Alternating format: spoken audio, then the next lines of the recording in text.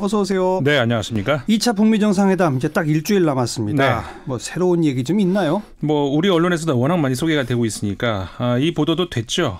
미국 CNN이 지난 18일 보도에서 미국과 북한이 상호 연락사무소 설치를 고려하고 있다, 이런 보도가 나왔습니다. 네. CNN은 미국 정부의 두 고위 소식통을 인용을 하고 있는데요. 이 소식통들은 이렇게 되면은 미국 쪽에서는 한국어를 구사할 수 있는 고위 관료가 평양에 상주하게 될 것이다라고 했습니다. 예. 그러니까 연락사무소라는 것이 이제 영어로 de facto embassy, 그래서 사실상의 대사관이라고 부를 수 있는 공식 수교 전 단계지만은 외교 관계가 시작되는 것이라고 할 수가 있는 것이죠. 그렇죠.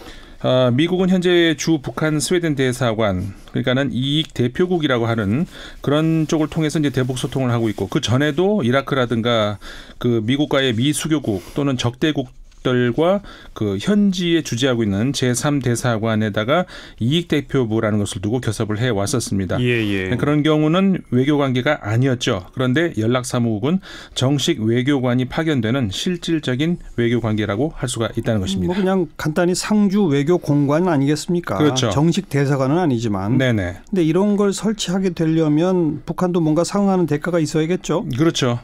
그게 이제 다음 주에 있을 북미 정상회담에서 발표될 북한의 대가가 뭔가 굉장히 최대 관심 사항인데, 그 19일 뉴욕타임스는 당일 그 19일 날 문재인 대통령이 트럼프 대통령과 전화 통화를 해서 북한의 비핵화를 이끌어내기 위한 미국의 협상 카드로 남북 경협을 제안했다, 이렇게 보도를 했습니다. 남북 경협. 네. 현재 미국은 북한에 대해서는 경제 제재 완화에 소극적 입장이기 때문에 당장 그 제재 완화가 불가능하다면은 그 남북 철도 사업과 같은 그 남북 간의 경제 협력을 검토할 것을 제안했다, 이렇게 이 신문이 보도를 했거든요. 예. 그러니까 종합해 보면은 이번에 북미 교섭에서 미국 측이 최대한 북한에 내줄 수 있는 것은 남북 경협 수용, 그리고 연락사무소 설치, 이런 것들인데, 네. 여기에 대해서 북한은 영변 핵시설 폐쇄, 그리고 주요 미사일 시설에 대한 폐기, 뭐 이 정도는 내놔야 격이 맞겠다고 할 수가 있겠죠. 네, 그 영변 핵시설 폐쇄, 또 미사일 시설 폐기. 근데 그렇다고 해서 이미 만들어진 핵무기가 사라지는 것도 아니고 핵 기술이 없어지는 것도 아니잖아요. 네, 그렇죠. 그러니까 이 정도 가지고서는 완전한 핵 폐기는 기대하기 어렵다, 이런 우려도 있지 않습니까? 네, 그런 우려가 많이 나오죠. 근데 사실 지난 30년 동안 북한 핵 개발을 그대로 방치해온 미국이 한두 번의 정상회담으로 완전한 폐기를 이루겠다, 이런 기대 자체가 무리라는 분석도 이제 그 전부터 많이 있었죠. 예. 근데 지난해 1차 정상회담 때도 그랬고, 이번에 2차 회담에서도 그 완전한 북핵 폐기가 아니면 실패다, 이런 프레임으로 일부 언론들이 좀 몰고 가고 있어서 예. 마치 진전이 없는 것처럼 계속 이제 분석을 하는 건데, 지난 14일 로이터 통신도 싱가포르에서 하노이까지라고 하는 제목의 기사에서 지난해 북미 정상회담 이후 남북은 그 비무장지대 내의 초소를 없애고 지뢰를 제거하고 대규모 군사훈련을 중지하는 등 상당한 성과가 있었다, 이런 평가를 했거든요. 그랬죠. 그래서 이제는 CVID와 같은 일괄적 타결이 얼마나 비현실적인지, 그러니까 단계적으로 하나하나 접근해 나가는 것이 얼마나 현실적인지, 이런 실질적인 경험을 우리가 지금 하고 있는 건데, 예. 지난 18일 미국의 의회 전문지죠, The Hill이라고 하는 이제 그 잡지에 수김이라고 하는 그 전 CIA 북한 전문 분석관입니다. 이분이 CVID 그리고 FFVD, 그러니까 한마디로 말해서 최종적이고 완전한 그런 그 비핵화는 이미 지나갔다, 이런 내용의 기고문이 하나가 있었습니다. 그러니까 완전한 비핵화는 지나갔다? 네. 그 얘기는 비핵화가 안 된다는 걸로 해석되는 거예요, 뭐예요? 그래서 이제 우리나라 언론에서도 이거를 이제 인용 보도를 했습니다. 그러면서 회의적인 분석이다, 이런 해석들을 많이 내놨거든요. 네. 뭐 그렇게 해석될 수도 있는 이유가, 예. 이 기고문에서는 평화 진전이라는 합의 하에서 김정은 체제의 핵무기 프로그램은 그대로 유지될 것이다, 이런 말을 하고 있거든요. 예. 그러니까 평화 협상과 핵무기 폐기가 마치 이렇게 상반되는 입장처럼 이야기를 하고 있기 때문이라는 거죠. 예. 그러니까 다시 말하면은 평화 진전, 그다음에 핵 폐기가 대립과 이 취사 선택의 대상이 되면서 마치 평화 협상이 핵 폐기에 걸림돌이 되고 있다, 이런 프레임으로 자꾸 짜여진다는 거죠. 네. 그러니까는 그 남북이 대치 상태에 있어도 북한의 핵 폐기만 얻으면 된다. 이런 그 미국의 기존의 안보 전략 그리고 거기에 동조하는 국내 일부 세력이 이런 프레임을 계속 가지고 한다는 데 문제가 있다고 할 수가 있는 건데 네. 이 문제와 관련해서 또 다른 기고문을 하나 또 주목할 필요가 있습니다. 뭡니까? 18일자 미국의 폭스뉴스가 Defense Priorities 라고 하는 어떤 연구기관에 다니엘 드 페트리스라고 하는 연구원의 기고문을 실었습니다. 예. 이번 북미 정상회담은 성공적일 수 있다. 하지만 당신이 생각하는 그런 식은 아닐 것이다. 이런 제목입니다. 무슨 내용이에요? 성공적일 수 있지만 당신이 생각하는 그런 식이란 게 무슨 말이에요? 그러니까 이렇게 얘기를 합니다. 그러니까 한마디로 말해서 패러다임을 전환하자는 얘기죠. 무슨 얘기냐면은 예. 이렇게 얘기합니다. 지난 20년간 그래왔듯이 미국 외교 정책이 말하는 북미 회담의 성공의 척도는 비핵화에 끊임없이 중점을 둘 것이다. 그랬죠. 그러나 회담 성공에 대해서 완전히 다른 잣대가 필요하다. 너무 많은 워싱턴의 주류 정책 입안자, 애널리스트, 전문가들이 집착하고 있는 완전하고 검증 가능하며 불가역적 비핵화, 다시 말해서 CVID, 예. 여기에 대한 환상을 넘어서는 기준이 필요한 것이다. 궁극적으로 가장 중요한 미국의 대북 정책 목표는 비핵화가 아니라 한반도의 평화, 안보 그리고 예측 가능성이다. 이렇게 말했습니다. 한반도의 평화와 안보 그리고 예측 가능성이 더 중요한 거다. 그렇죠. 궁극적인 목표다. 라는 쪽으로 패러다임을 바꾸자. 네. 그러면서 이제 드 페트리스 연구원은 다시 되묻고 있습니다. 뭐라고 그러냐면은 현 안보 상황에서 북측이 실험 중단, 심지어 핵 연료 생산 동결을 통해서요. 일부 부분적이고 가역적인 비핵화 조치에 동의는 할 수 있겠지만 그 이상은 기대할 수가 없을 것이다. 북한이 그렇게 쉽게 마음을 바꾸자고 4반세기 동안 경제적 손해를 감수하면서까지 막대한 자금을 투입해서 핵을 개발했겠는가. 예. 이렇게 되물으면서 다시 말해서 현실을 직시하고 좀 현실적인 전략을 세우라는 것이죠. 그러면서 트럼프 대통령은 북한 비핵화에 중점을 두기보다는 우호적이고 예측 가능한 한반도의 안보 평화체제 구축에 더 집중할 경우에 회담은 성공적이 될 것이다. 이렇게 말을 한 겁니다. 예. 그러면서 이제 이렇게 얘기를 합니다. 실제로 트럼프 대통령이 70년 가까이 이어진 적대적 북미 관계를 청산한다고 북한과 상호 약속을 하고 베트남을 떠날 경우에 전임자들이 이루지 못한 성과를 이루는 셈이다. 이렇게 말을 하면서 네. 북한의 비핵화는 만약 그것이 가능하다면 오랜 기간에 걸쳐서 실현될 것이다. 그동안에 미국은 과감하고 용감하게 오랜 적대국과 대화를 한 한편 보다 건설적이고 정상적인 관계 구축을 위해서 향해서 조치를 취해야 된다. 이렇게 말을 하고 있습니다. 비핵화가 한 칼에 되는 게 아니라 오래 걸린다. 네. 그러나 한반도 평화가 더 중요하다. 이런 관점인 거죠. 그렇죠. 근데 자칫 또 이런 관점은 보수 세력에게는 미국이 그럼 북핵을 그냥 용인해서 핵 보유국으로 사실상 인정해 줘버리는 거 아니냐. 이런 비판이 나올 수 있는 대목이라서 조금 조심스럽긴 하네요. 네네. 문재인 대통령에 대한 평가는 없습니까? 뭐 계속 나옵니다. 근데 워낙 계속 많이 나오기 때문에 제가 요즘엔 잘 안 전해드리고 있는데요. 이 기고문에서도 같은 기고문에서도 나옵니다. 드 페트리스 연구원. 예. 네. 지난해 문재인 대통령이 직접 대북 외교를 주도하면서 한반도 긴장은 크게 줄어들었고 현재 진행 중인 북미 협상의 길도 열었다.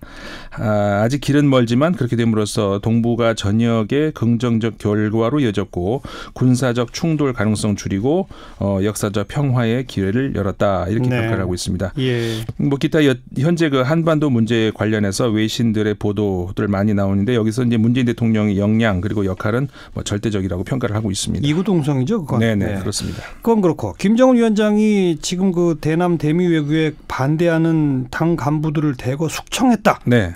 이거 사실인가요? 어디서 보도한 거죠? 월스트리트 저널이 보도했습니다. 19일자 보도했는데요. 네. 김정은 위원장이 미국과 한국을 향한 자신의 외교적 접근에 반대하는 것으로 의심되는 정적들을 추방 또는 투옥, 처형을 하고 있다. 이런 보도거든요. 그 주로 비리 혐의를 적용을 해서 숙청 작업을 하고 있다는 건데 그러니까 불법적으로 외화 벌이를 해서 부를 쌓은 고위직 간부들이 그 대상이라고 합니다. 이번 숙청에는 그 선친이었던 김정일 위원장 도 손을 못 댔던 북한 호위 사령부도 포함된 것이 눈길을 끈다. 이 신문이 이렇게 전했습니다. 예. 그 올해 신년사에서 김정은 위원장이 부정부패와의 전제 언급을 하지 않았습니까? 그것과도 관련이 있다. 이런 분석입니다. 그 대남 대미 외교에 반대하는 간부 숙청은 우리로서는 긍정적 신호예요. 그렇죠. 네.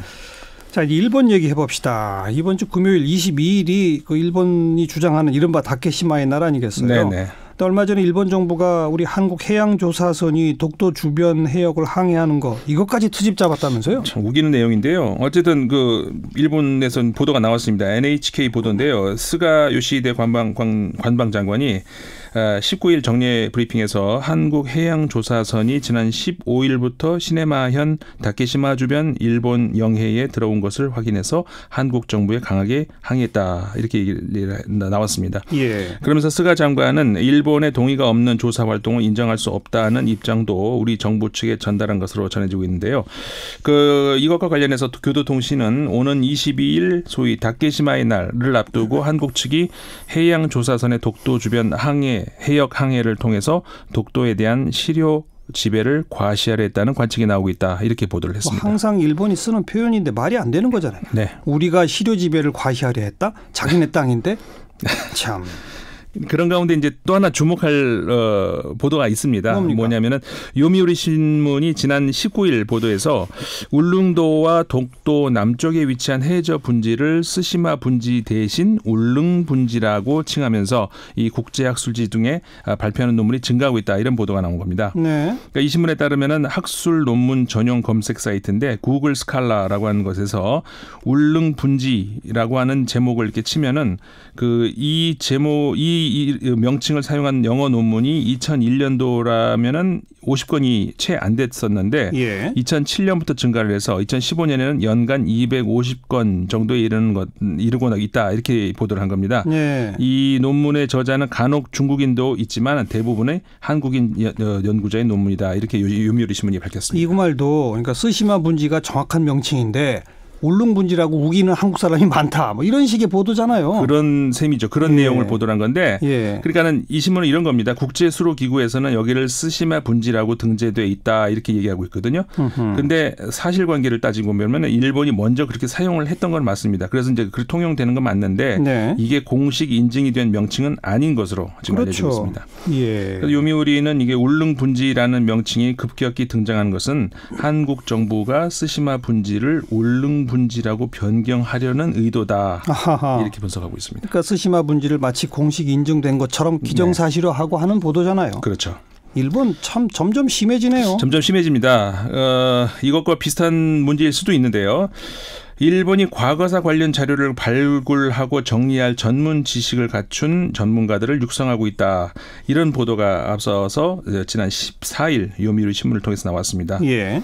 일본 외무성이 올해부터 외교 사료에 관한 고도의 전문 지식을 가진 외교 문서 전문가 육성에 나선다는 건데요.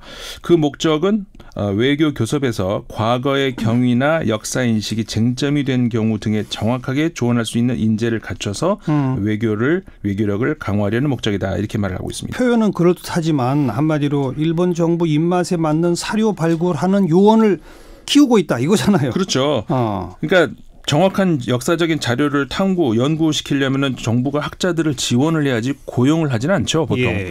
그러니까 외무성이 자체 직원으로 이 사료 전문가를 채용한다는 건데 이 신문은 이 계획이 인근 국가들과의 외교 관계에서 그러니까 러시아와는 북방 4개의 섬 문제, 그리고 한국과는 징용공 소송 문제와 위안부 문제 이런 데에서 역사 인식도 쟁점이 되고 있기 때문에 외무성은 그러니까 일본 얘기입니다. 일본 외무성은 연구와 실무를 연계할 수 있는 인재를 육성할 필요가 있다고 판단한 것이다. 이렇게 전했습니다. 역사 왜곡 전문가들을 지금 채용하려고 한다. 참. 마지막으로 외신이 주목한 우리 한국 문학의 소식도 좀 볼까요? 네, 뭐 지난 시간에도 그 BTS 그래미 시상식 관련 보도를 전해드렸지 않습니까? 캐나다 국영방송 CBC에서 왜 K-팝이 음악적으로 훌륭한지에 대한 설명하는 보도가 있었습니다. 한국에 체류하면서 한국의 음악 산업을 취재하는 제이콥 도로프라고 하는 기자가 정리한 내용을 전한 건데요. K-팝은 그래미상 후보로 오르는 이유가 이제 겉포장이 잘 돼서 그렇다는 건데 그 이상으로 음악적 내용이 수준 수준급이다 이렇게 얘기를 하면서 그렇죠. 미국의 대중음악보다 그 수준이 높다 이렇게 말을 하고 있습니다. 네. 그러면서 이제 그 이유를 네 가지를 들고 있는데 첫 번째로 화성학적으로 더 정교하다 이렇게 얘기를 하고요. 네. 두 번째로 하나의 장르로 규정할 수 없는 복합성 이걸 얘기하고 있습니다. 네. 그 한 예로 들면서 그 소녀시대의 I Got a Boy라고 하는 곡을 예를 들고 있는데 예. 이게 그 퀸의 보헤미안 랩소디하고 비교될 수 있다 이렇게 얘기하고 있습니다. 이야, 대단한 평가네요. 그렇죠. 그러니까 무슨 얘기냐면 다양한 장르들이 그 한 곡 안에 내재되어 있다는 것이죠. 그래서 단순 반복이 아니라 변화를 거듭하면서 진행이 되고 있다 이런 내용입니다. 보헤미안 랩소디에는 그 오페라도 들어가 있는데 그렇죠. I Got a Boy라는 곡이 그 정도 급이 된다. 예. 그다음 네 가지라고 했는데 또 나머지 두 가지. 세 번째가 이제 도전적이다. 그리고 네 번째는 다양한 문화적인 영감이 이제 같이 들어있다 이런 거거든요. 네. 그러니까는 무슨 얘기냐면 다양한 문화적 영감이라는 것이 서구 음악도 아니고 한국 고유 음악도 아니고 새로운 창조물이라는 거죠. 네. 예를 들고 있는데 이제 오렌지 카라멜이 그 카텔레나라고 하는 곳이 그 곡이 그 80년대 이탈리아의 디스코 음악 같은 그런 데서도 영감을 받기도 하고 하하. 또 인도의 펀자브어로도 노래를 부르는 등 다양한 재료를 가지고 음악을 만든다 이렇게 도로프 기자가 설명을 하고 있습니다. 네. 기분 좋은 소식입니다. 네.